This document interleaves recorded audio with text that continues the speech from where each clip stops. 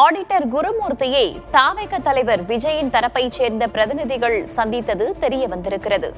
2 நாட்களாகவே தவேக தலைவர் விஜய் ஆடிட்டர் குருமூர்த்தியை சந்திக்கலாம் எனும் தகவல்கள் நிலவி வந்தன.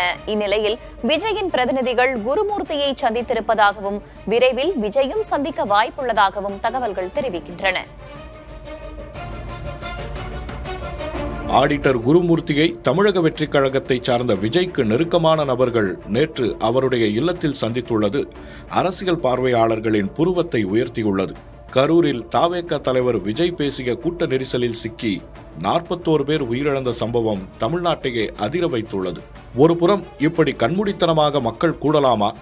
அப்படியே மக்கள் கூடினாலும் அரசு உரிய பாதுகாப்பு நடவடிக்கைகளை முன்கூட்டியே யோசித்து எடுக்க வேண்டும் இல்லையா என்பதான கேள்விகள் எல்லாம் பலராலும் எழுப்பப்பட்டாலும் முறையாக கூட்ட நிகழ்வுகளை ஒருங்கிணைக்காத தவேக நிர்வாகிகள் மீது அனைத்து தரப்பினராலுமே குற்றஞ்சாட்டப்படுகிறது. குறிப்பாக தவேக தலைவர் விஜய் உரிய நேரத்துக்கு நிகழ்ச்சி நடக்கும் இடத்துக்கு வராததும், இவ்வளவு பெரிய விபத்து நடந்திருக்கும் சூழலிலும் பாதிக்கப்பட்டவர்களை சந்திக்காமல் கையோடு கரூரிலிருந்து சென்னை திரும்பியதும் விஜய் மீது கடும் விமர்சனங்களை உருவாக்கியுள்ளன. இத்தகு சூழலில் தமிழக அரசு பதிந்துள்ள வழக்குகளும் நியமித்துள்ள விசாரணை ஆணையமும் தவேகவுக்கு நெருக்கடியாக மாறும் என்று சந்தேகிக்கின்றது தவேக தரப்பு. திமுக தவேக இடையேயான யுத்தத்தை கரூர் சம்பவம் மேலும் அழுத்தத்துக்குள்ளாக்கியுள்ள நிலையில் டெல்லி இந்த தருணத்தை பயன்படுத்திக் கொள்ளும் ஆட்டத்தில் இறங்கியுள்ளது.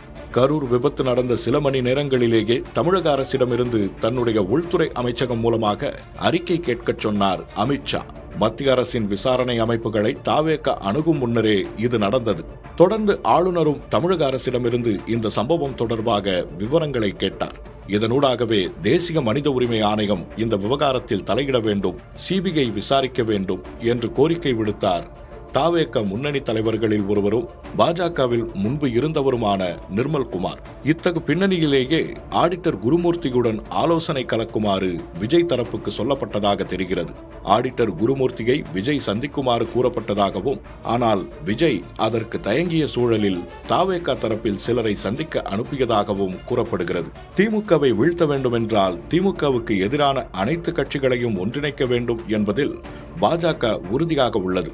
இது தொடர்பாக தொடக்கம் முதலாகவே தவேகவை முயற்சித்தும் வந்தது. ஆனால் விஜயோ திமுகவையும் பாஜகவையும் ஒரே நேர்கோட்டில் வைத்து விமர்சித்து வந்தார். பாஜகவை கொள்கை எதிரி என்றும் திமுகவை அரசியல் எதிரி என்றும் வரையறுத்தார். இப்படிப்பட்ட சூழலில் விஜய்க்கான நெருக்கடி சூழலை பயன்படுத்திக் கொள்ளும் வகையில் அடுத்தடுத்த காய் நகர்த்தல்கள் டெல்லியில் ஆரம்பித்து விட்டன. இதை அறிந்து கொண்டுதான் காங்கிரஸ் தலைவர் ராகுல் காந்தி கரூர் சம்பவம் தொடர்பாக முதல்வர் ஸ்டாலினோடு பேசிய கையோடு விஜயோடும் பேசியிருக்கிறார் என்கின்றன நம்முடைய டெல்லி வட்டாரங்கள்.